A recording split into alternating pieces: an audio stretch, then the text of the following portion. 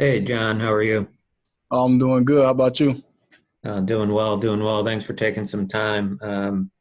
I'm curious what your first impressions have been of Stefon Diggs and what you think his presence will do to change how defenses play against you guys. Nothing doesn't surprise me about him. I always knew he was a dude that have game, and he most definitely can come in and help us. He's a big piece to the puzzle that we've been missing. So with him in there, it's just gonna be hard for defenses to figure out what we're gonna do. Definitely. Thanks, Mo. Hey, John, it's Marcel from ESPN, man. How you doing? I'm doing good, and you? I'm great, man. Appreciate you asking. But kind of going off of Matt's question, I mean, how specifically does that open things up for you? I mean, if defenses are keying on Stefan, it sounds like you have a wide receiver corp that defenses can't really double team or afford to double team any of you. The plan is, if they do decide to double him, you know, I do my job, to open him up. But like he will draw a lot of attention, and that can make me work to get the pressure off of him also. All right, I appreciate you. No problem.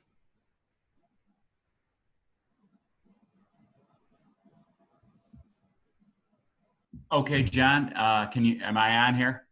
Yes, sir. Okay, thank you. So just to follow up on that question one more time, do you expect fewer safeties over the top of you potentially this year? That's part one. And part two, just what do you think, given the lack of reps for the offense this offseason? I mean, normally you'd run through the whole playbook, in the spring, and now you haven't even really hit the field yet. How concerned are you, or what do you think is the impact that going to be for week one? I definitely think defense will still play over the top. And for your second question, I feel like we've been here, long enough, and even with Stefon Diggs and the new guys, we're picking up the playbook pretty quick. So I think it wouldn't be a problem, going into week one. Thank you.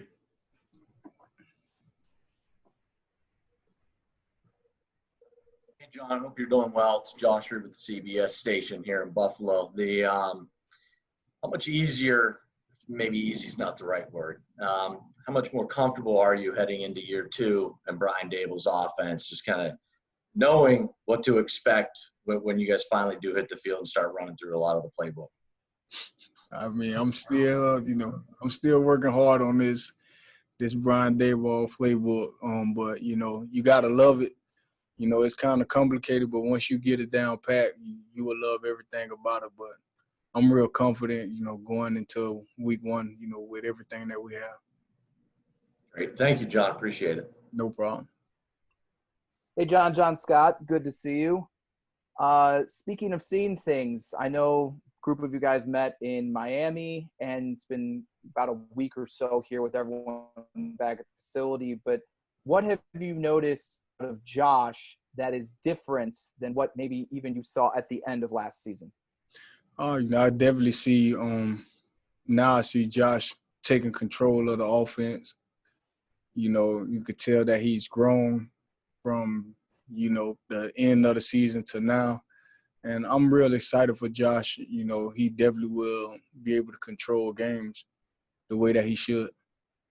And a quick follow-up, because I hear fans, when we hear about, the intangibles that Josh is growing as a leader, they wonder how that actually translates to throwing the football and results.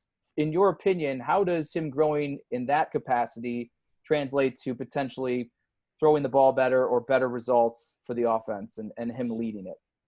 I think he will do a great job. That's just Josh all around. Once we get going, we will definitely tell things from that point, but I definitely believe he will, do exactly what we expect. Thanks. Hey, John, Heather Prusak here. Hope you're doing well. Good to see you. We were talking to Tre'Davious White last week, and he said that looking at this offense, He called it a sexy offense. I think that's what he said. The offense looks sexy. From your perspective, with a couple new pieces, but overall there's a lot of the same guys. What are your expectations for this offense with so many new pieces and then a huge piece with Stefon Diggs there? I'm real excited. I've never been this excited. Especially the way Coach Daboll has put things together. We have so much that make everything such right, and trying to confuse defenses, it confuses me sometimes. And I'm so excited about that, because it's enough for everyone to eat. Thanks, John. Appreciate it. No problem. Hey, John, Mike Catalano up in Rochester. You're a pro. You get paid to play. You made a decision, obviously, to play. When you see what's going on in college football, and I don't know how much you're paying attention, but they may not play. It's a tough decision for players. Can you think of what it would have been like for you in that spot to be, you're there on scholarship, but you're not getting paid. It's a very different world, and having to make that decision on yourself and your family and everything, not being a professional? Oh, that would definitely be tough. It would be frustrating. And, if I can put myself in their shoes, I understand how, those college people feel. But, I just tell them, continue to work, things will work itself out. All right, thank you. Smoke, good morning. Mookie Hawkins, Waffle Sports 1080. How you doing? I'm doing good. How about you? I'm doing great, man. And Coach Daboll has a lot of weapons now with the addition of Stefon Diggs and the rookie class, you and Sauce in year 2. So basically, how creative has Coach Daboll's been in making sure that you guys, spread the ball around more or less, if you will? He's been real creative with that. I can't say much. I mean, you will see when the time comes, but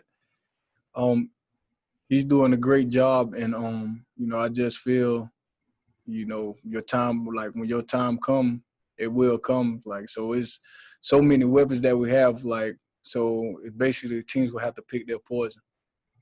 And in year 2 with Coach Daboll, how has his development, how comfortable has he been with you guys year 2? Oh, he's been real comfortable, man. You should see him walk around the building. It's funny. He's got a different swag to him right now. All right. Hey, we hope that swag continues on game day, man. And I wish you guys the best. Thank you. Yes. John, just wondering, how do you feel this year, George Radney Challenger Community News, how do you feel this year about the distribution, getting the ball, getting the touches, and not having any preseasons when you're not able to get hit and start the season for real during a month from today with live football, without having any live football in the preseason? Your phone, you kind of breaking up. Could you repeat that? Yes. How do you feel without having contact during the little contact during the preseason and going right into the actual live games with contact? How do you plan to adjust to that? It's something I will have to adjust to real quick, because there's something new for all of us, and once we're able to start practicing, we just gotta give it all we got, to get it going, because preseason is when you get your feet wet and you try to find your groove. So now is the time you gotta go into it, with the mindset of okay, it's go time. All right, thank you. Thank you. Hey, John, Sal Capaccio, WGR Radio here. Good to see you. Hey, I'm curious about the 2 rookies. You've had a chance to kind of work with them a little bit in the offseason as well as now as they've showed up. And, what you've seen from them so far, the drafted rookies, that is, Gabe Davis and Isaiah Hodgins, but also, what you can do to help speed their process up a bit as a teammate, knowing they haven't had all those off-season workouts like you guys normally have during a typical off-season. Oh, those 2 rookies, they one of the they the 2 best that I've seen so far since I've been in the league. Those guys know the playbook better than any other veterans right now. So, and Gabe Davis, he played different positions. He know every spot. He know every alert, hot read, and he's going to be a big help to the puzzle. So with those guys, it's amazing because they even out there to help me. And then can you just tell, like, is it there's just got to be more of a communication than normal basically in this situation, because obviously you didn't have all those reps, they're missing them. How does that just kind of take us inside what you guys do? Are you texting them? Are you calling them? Are you meeting after practice just to kind of go over things to help them out along the way a little bit? No, you didn't hear me, like they helping us. they got this stuff down pat. Gotcha. Like I never seen before. They have it down pat. We asking them all the questions, they know everything. Like these kids are smart. Like they came in and, the first week they got the playbook, they knew everything. Like, and it amazed me how fast they're moving. Thank you, John. Hey, John, it's Marcel again. We spoke about this a little bit during the season, but what do you feel like you proved? What do you feel like you showed about yourself after your career year last year? It kind of feels like you've been typecast as just a vertical threat, a speed receiver. But what do you feel like you showed the league and the world after your 2019 year? I showed the league that I can, I can run all routes. I showed them I can get open. But, I'm not just a deep threat. I can do it all.